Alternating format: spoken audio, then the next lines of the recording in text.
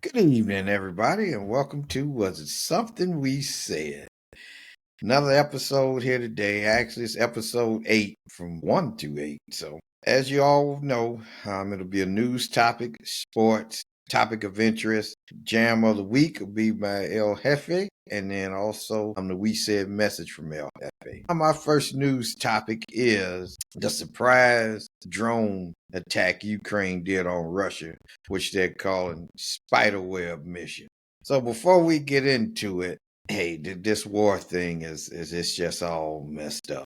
Russia done just went in there and invaded and gonna take this and do that. And, Ukraine been fighting. It ain't been no easy fight, and there's still a lot of fighting to do. So by no means do we support this or, there too, but just was For in the little guy. well, yeah, just was intrigued by when I heard this here and like, dang, that was pretty slick.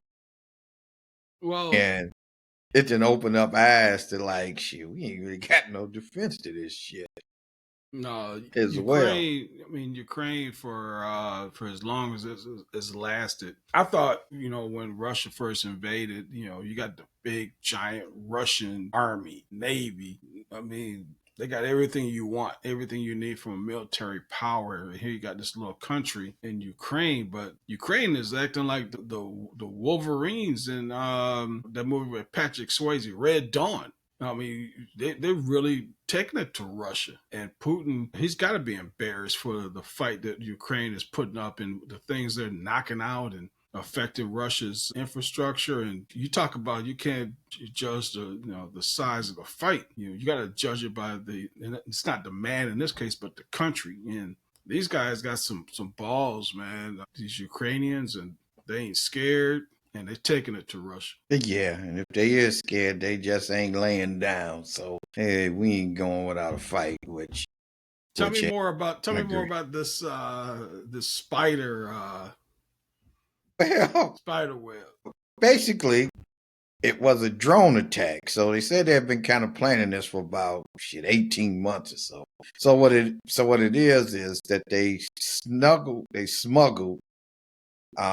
these drones in under cabin roofs mounted on cargo trucks. So once they kind of got everything set in place, the roofs were open remotely, and then they sent the drones out. I think they said it was probably 4 bases targeted from where they was at, and then they hit a fleet of these expensive planes and stuff that was nuke capable, that was been flying, dropping bombs and stuff.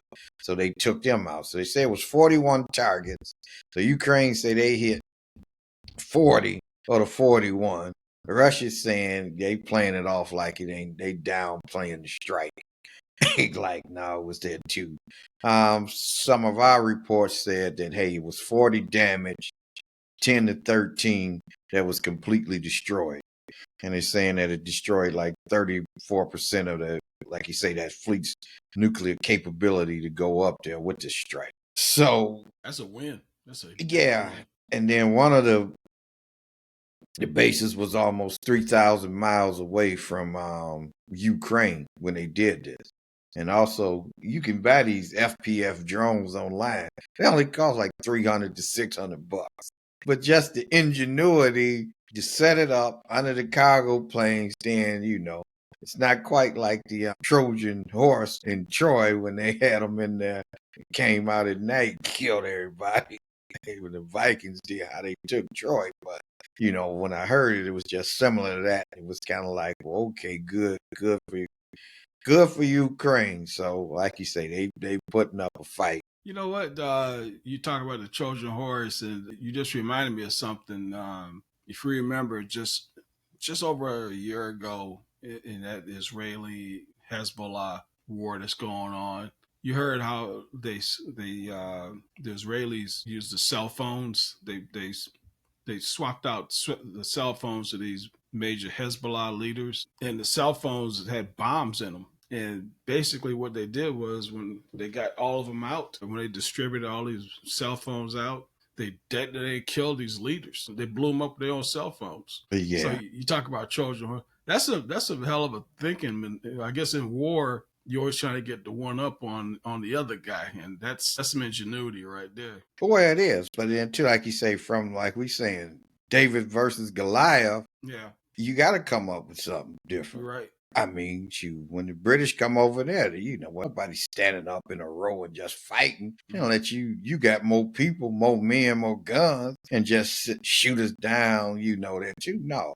that's why they was using the woods and they was picking off the officers and all other kind of stuff. So no, this is just that survival, and you in the war here too. No, you get creative and again, like you say, that cell phone thing and this here was ingenious, and so So I guess the ceasefire between Russia and Ukraine don't mean shit. no, it don't mean nothing because Putin he ain't going about all that stuff anyway. He come in talking, then he starts striking again. So, and like you say, part of it is he embarrassed because as far as he concerned, this probably should have been over from when they started this here too. But a lot of the military stuff, especially early, wasn't up to stuff like he thought it was. All these old ass tanks and all this other kind of shit there that they had. And then, like you say, when U.S. was giving them, money and weapons and other shit, now they still wasn't giving them the good shit we got. It was better than his, so they've been holding their own. Good for them. Good for Ukraine. Yeah, so that was definitely, a feather in the cap for Ukraine. And then too, like you said, and after that, everybody's scrambling like shit now. And it's so simple after you hear about it. It's like, yeah, that's simple. It's like somebody should have thought of this a long time ago. But it's just that simplistic as opposed to, well, we got to have the best fighter here and it's got to do all this. You don't need Top Gun. No, you get, like you say, you get tunnel vision into this technology, create this, that, too, that. Hey, ingenuity goes a long way, and that's what that proves. I'm with you. All right. To be or not to be? Would you have fired Tibbs? I would not have fired Tibbs. He was stuck in his ways as far as not playing the guys on his team. Beyond 7 or 8 people. Between Cat, Brunson, what's the other guys? What's the Villanova crew? What's that? The Villanova guy. The other Villanova guy. Hart.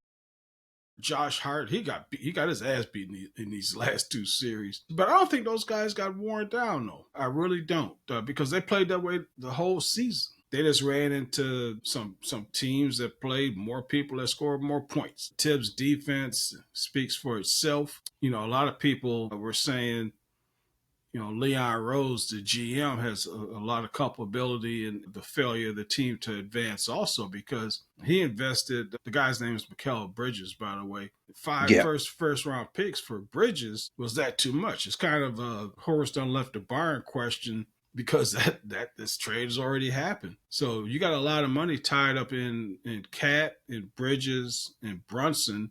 Hart ain't going to hold out for more money. But they're a couple pieces away, and that's not up for Tibbs to add those pieces. Maybe he didn't feel those guys, the DeLon Wrights and the other slugs campaign on that bench was going to put them over the top. But I wouldn't have fired Tibbs, man. He's going to land on his feet, and he's going to be a hell of a coach for the next team that he is the head coach for. Yeah, I think he's a little bit of fall guy on this one as well. I mean, you brought in Bridges, you brought in Cat. Totally different, and so now you expect it. I mean, like you say, now everybody, because you put this thing together, you still got to give it time for it to cook and for it to work, and it doesn't necessarily happen in one season. They took down the champs on their way to the finals.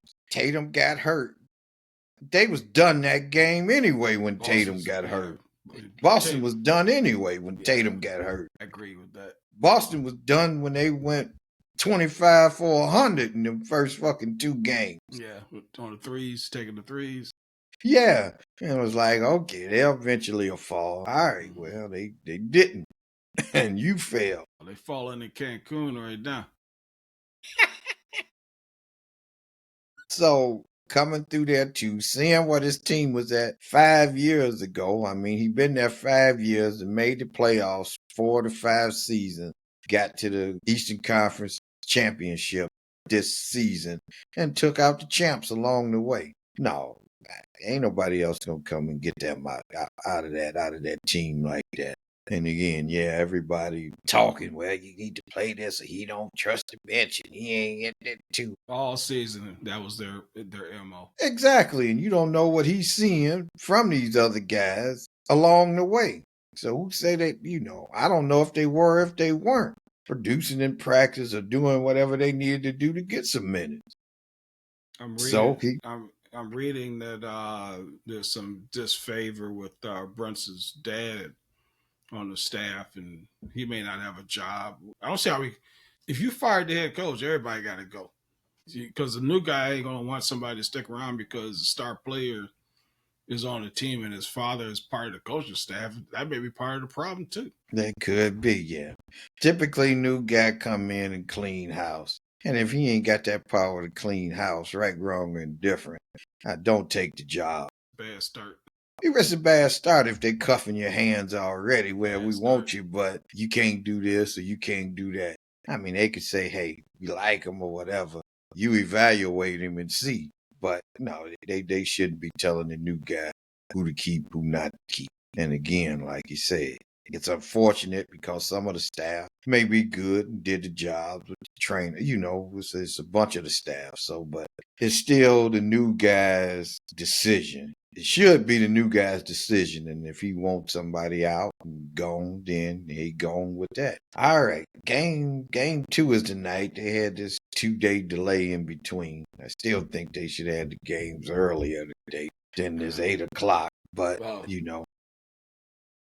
hope they ain't doing it to get more viewers, because that first game didn't get too many people watching. Yeah, no. Yeah, count me sleeping. Because that's probably where I'm going to be at tonight after I probably see the first quarter, get to halftime. Yeah. I'm done. I couldn't stay through. I couldn't stay awake. And I was shocked when I opened my eyes and checked my tablet and saw that Indiana won. Exactly. That was a shock. Yeah, I was a shock. I'm like, okay. It wasn't like that because I just fell asleep. Yeah, Sports Center in the morning. It was like, they came back and Halliburton busted. That's hell of a shot. He made the shot, right? And he done made it in every series. Yep.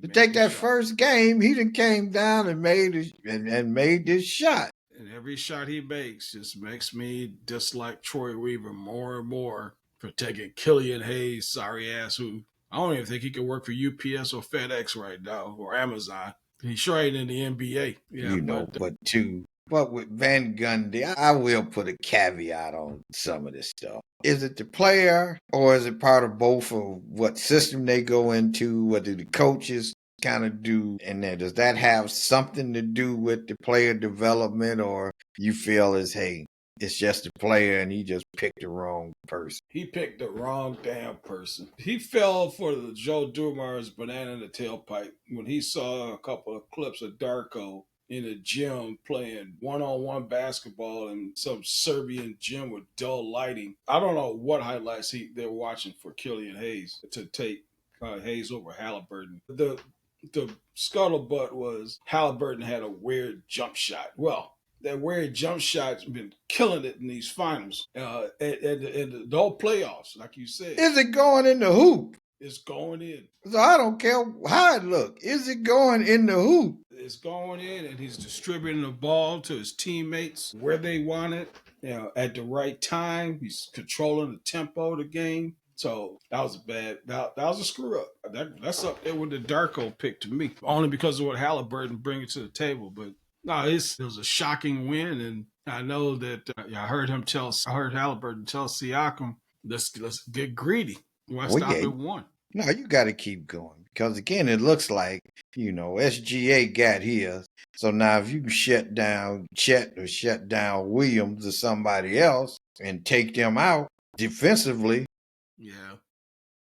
I can tell you, Chet ain't built for this right now. They're pushing Chet out the way like he don't even exist. And he's got to put on some weight because he's falling into that Porzingis trap. He ain't no good under the basket because he ain't pushing nobody out all the way for rebounds or whether it's offensive or defensive. He's got a good game, but so does Porzingis. But when you put some weight on them, they're gonna move, and that's what I see out of Chet. And uh, Indiana don't really have those. Besides Turner, they don't have the bigs, but they got some tree trunks down there, some 6'8" guys that can move people around and they can shoot threes too. You're right. So, well, like you said earlier, I thought it was going to be closer than what everybody was saying. OKC was just going to come in and run them out of here. So, well, for those that are interested, OKC minus 10.5. I think the number is 221. So I think for game 2, I think it's a rout for Oklahoma City. They got embarrassed. They were up 15, and I guess they put the cruise control on. I think if they get up double digits, they're going to keep the pedal going. And it's going to be more than Shea Gilgeous. It's got to be. Well, it's got to be. I mean, they turned them over 19 times in the first half. Mm-hmm. And they was only up by 10 or 12. Should have been up for a lot more. So Indiana got back on defense and didn't allow them to convert on a lot of those turnovers that they had. Then in the second half, they only had 5 turnovers. Played some defense, got back into the game. So yeah, they're good defensively as a team, and they turn you over, but you got to get some points off of those turnovers. You got to maximize that and got to get them down because, like you say, we know 20 ain't out of the range anymore. So you got to bury them. Right, because they ain't quitting. They coming back on a little slump here, get this here, boom, 3 here, boom, there, and they back in this thing. Them hard. Indiana's got a squad that's playing. We'll see what tonight brings. 8:30. I'll try to make it to halftime. Yeah, we'll see if I can make it to halftime. Well, Florida came back with a bang in game 2 to tie it up. You had a series tied up at 1-1. I've been loving that series. I watched pretty much all of the game 2. I did fall asleep when overtime started, and I saw the highlight where Marchand hit the game-winning shot or scored the game-winning goal. But the play for me that game was in the first period. That move that McDavid put on the assist to Dreisaitl. Man, when we first started talking about it, we said he was the Jordan on skates, and that was the same reference they gave to him in the pregame. But that move, it was out of this world what he did with Bam. The speed, the agility, yeah, he's a bad man. He's a bad man. He's a bad man. That's what I'm watching, man. Only for him. That's the only reason I'm watching. Yeah, I like his game, but Florida's hanging in there. That's a tough team, man. That was double overtime. And the first game was in overtime. So now they battling. That's a tough ass team to Kachuk and Bennett and Reinhardt, Rodriguez. Got Marchand. They got the size. They got the skill. They got the perfect team. They got the perfect team. Yeah. So now good series. So more to come. Yep. Roland Garros, aka the French Open. Now they started calling Roland Garros. So they trying to get so they can be known like Wimbledon. Mm-hmm. It's the clay court to me. And dumped the French Open. It's the French Open because everybody always still address it as the French Open, even though they went to Roland Garros. But men's was 1 versus 2. Women's 1 versus 2. Alcaraz and Sinner. Alcaraz was down 2 sets. I saw it. I didn't watch it. I was at the game today, but I didn't know he was down 2 sets. And first of all, they hit that ball back and forth for 5 damn hours. It's a feat in itself. Exactly. That's almost going to a 9 to 5. So I salute both of them, but I salute Alcaraz for not shitting the bed after going down 0-2 easily. Could have and to sweep the next 3 sets. Yeah, he could have been done. He had a lot of break points. He had to break that, and my man. So he dug deep, came back and got that win. Sinner. Even though Djokovic, Sinner took him out to get to the finals, but 38 that might be about the best you're gonna see from Djokovic now. Yeah, I I think mean, he he's on the other side of that hill. He's almost like a Nadal right yeah, now, where the time has come. Federer and all of them. Yeah, his time has come. But again, no Americans to be found. I don't think we had an American winner since Andy Riddick won in back in 2010, something like that, when he won the U.S. Open. I think that was the last U.S. men's Yeah, champion I from think a one single event. I think one of the ball boys was American. That's as close as they got to the finals. That's as close as they get to the damn finals for the men's side. Right. And shout out to Coco. Yeah. Coco was down one set in the finals. Not the match, not this match before this one, but the other match. I think she was down, came back on. Then she faced the Cinderella girl, Lois Bootman, whatever her name is, who had wasn't ranked at all, and she was taking people out. Mm-hmm. And she got to the Coco, and Coco took her out to get to the finals again, 1 or 2. Sabalenka, I mean, Coco was down one set, and Coco fought back and took it. What's your take on the comments from Sabalenka after? I didn't hear him. What'd she say? She was saying the conditions were bad, and she was saying uh, if in the semis, if the woman that was in the semis played better, basically saying that Coco wouldn't have won if the woman that was in the semis was playing in the finals.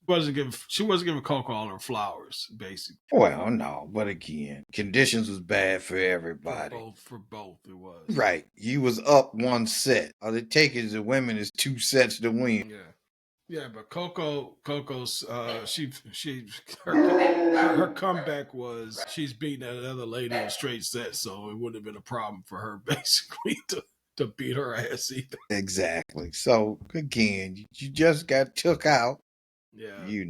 Now you talking smack, so you choked after being up a set. Yeah, it was a bad look for her to say those things.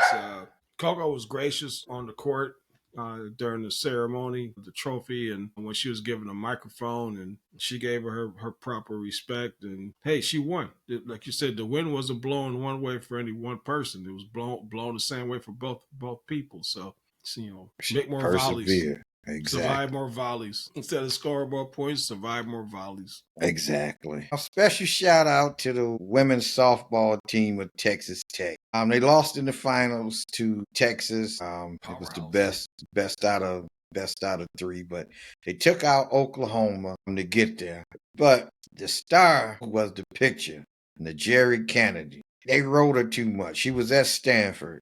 Now, before she got to transfer, she was the first softball, I guess, female to get $1 million deal. So I think that was part of her when she transferred from Stanford and went to Texas Tech. She got an NIL deal for $1 million.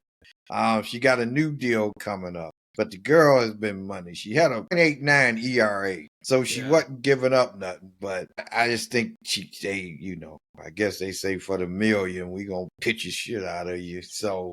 I mean, she had threw 520 pitches in 9 days. Yeah. Now, if you compare that to men's pros, they don't throw that many goddamn. They on a pitch count. 6 innings, they out.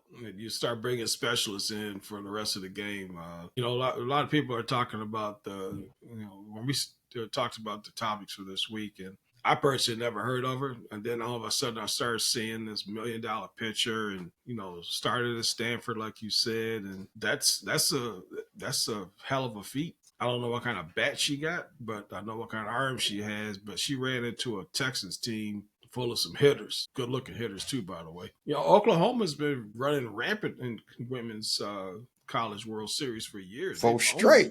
They've owned it. So I think. Yeah, 4 of the last 5 before this.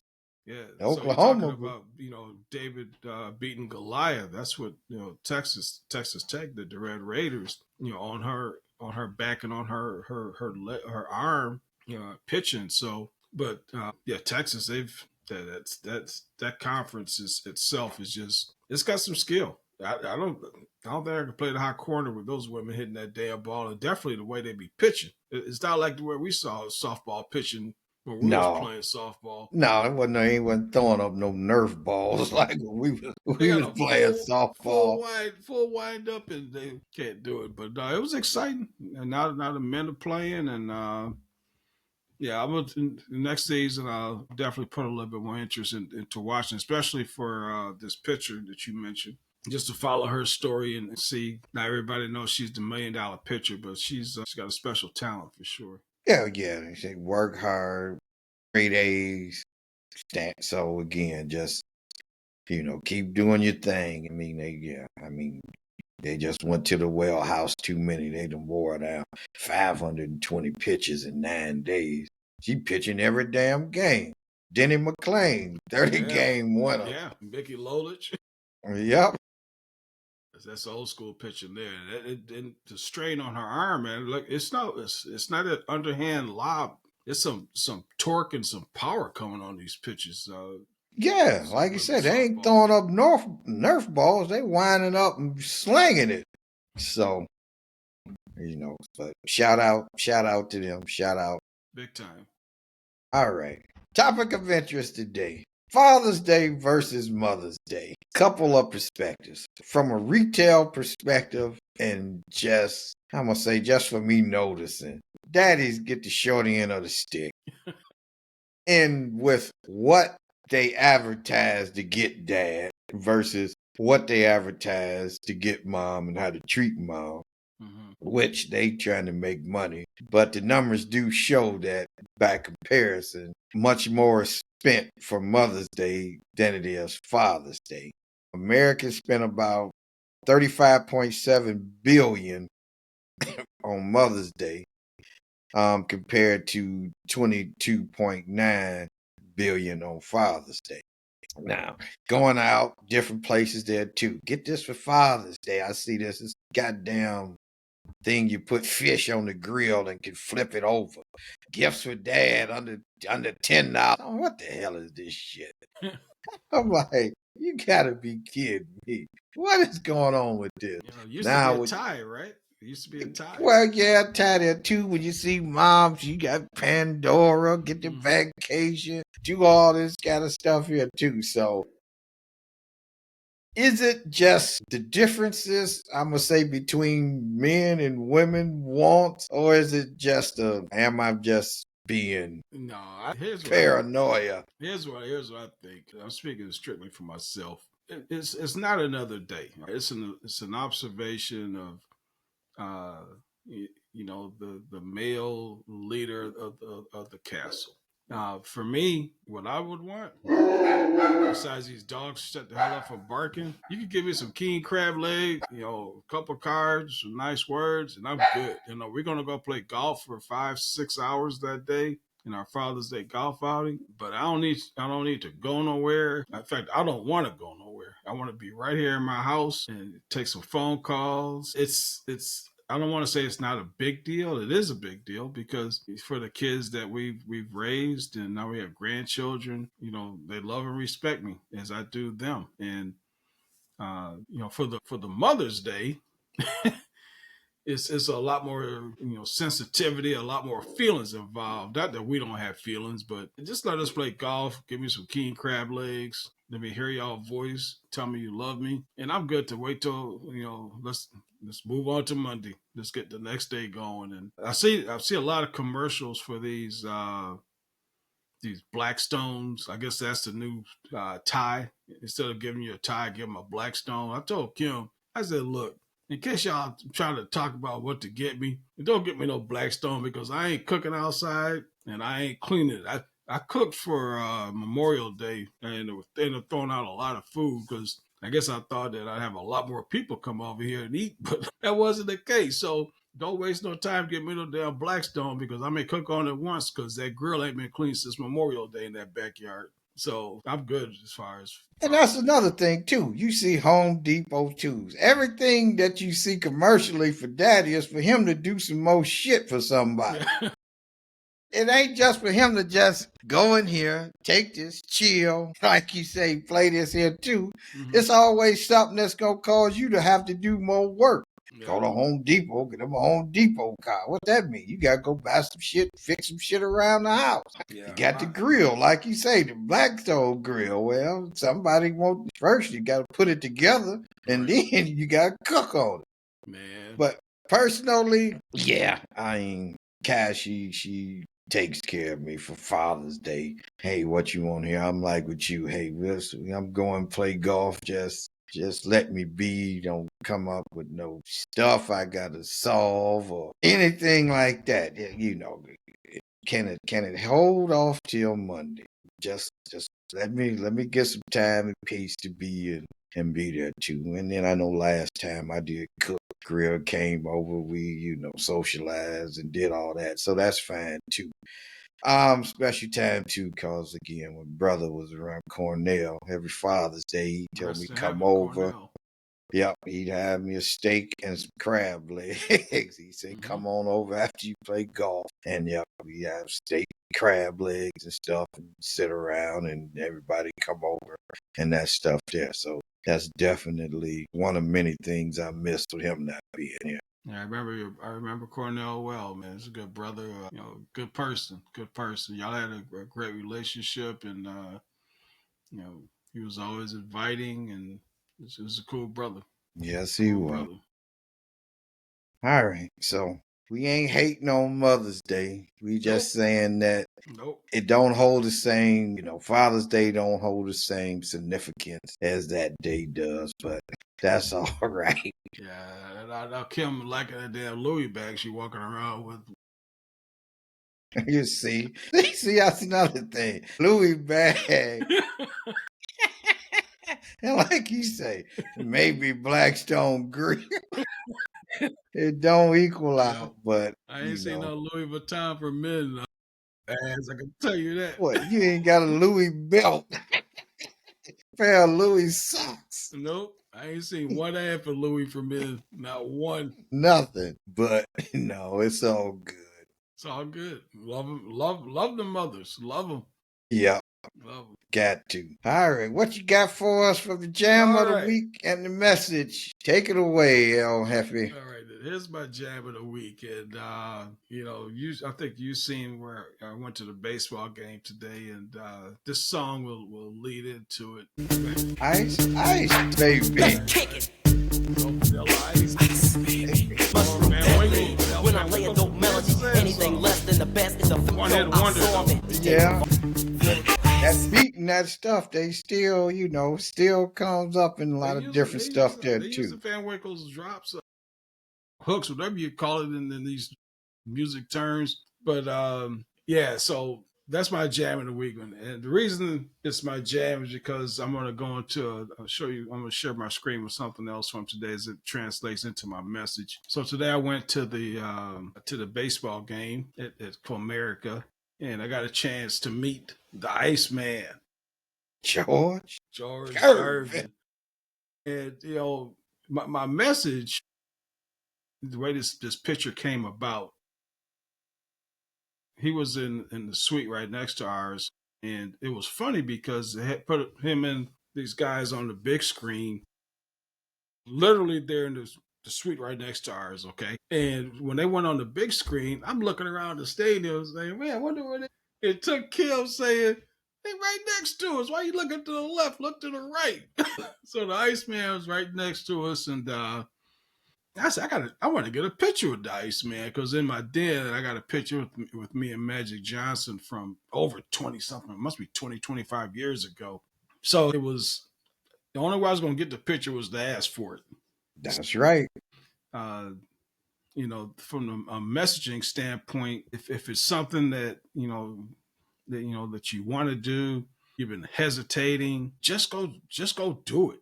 You could look back and say, at least you tried. I like to tell people the only way to get a hit is to take a swing. So I took a swing today to get this picture, and he was very accommodating in getting it for me, coming out and just for a couple minutes, just to say cheese, and told him I respected his game, and the kids didn't know who he was when I put it in our family text thread. Kristen's boyfriend Sean got it, but I told him he went to King High. He went to Eastern Michigan, part of the ABA with the Spurs. Yep.